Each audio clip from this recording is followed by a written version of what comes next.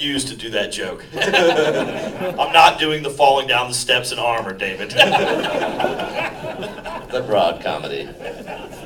All right, we have time for one final question, and I'd like to know who has it. Oh, don't be all intimidated. One of the barbarians from earlier, one of the warriors.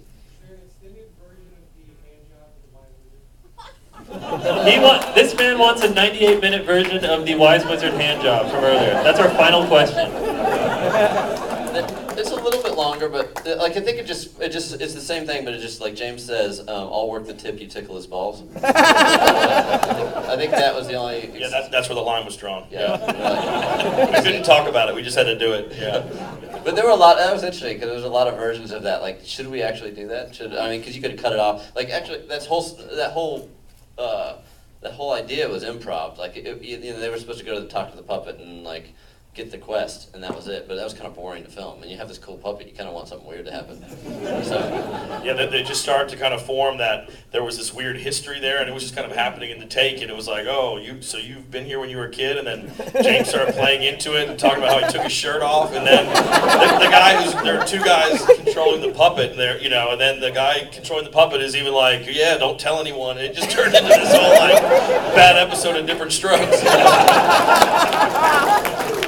And the voice of the puppet was literally just the puppeteer down there. And we mic'd him because we figured, later we were going to try to get like Angela Lansbury to do it or something. But we ended up just using the like that's the production track of the dude just under the table freestyling weird things. He's pretty happy he gets to be in there.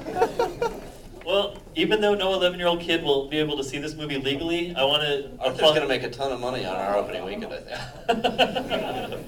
I want to applaud you guys for making a movie that is, like, it's a kind of rated R movie that every kid should see, like how we all saw RoboCop when we were way too young to see it. And we all saw these movies that bring out that power of, like, R-rated, like, forbidden excitement. And I really think this movie works like that. And corrupting the next generation. Yeah, ruin all children forever. Thank you for doing that.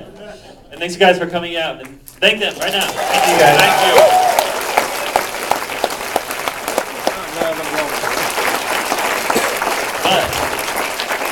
Before you're allowed to go, we're going to be doing a Krull thing. And I don't know if you know about this, but we got the Krull video game from back in 1950. A bunch of like pussy-wussy diaper babies are going to leave because the new movie is over. But there's going to be some true believers who stay for Krull. So we have a Krull video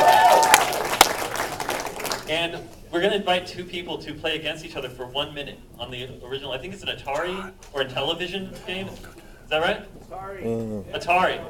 And I was wondering if you would want to say a few words about how you feel about Krull and possibly try playing the video game if you ever played it when you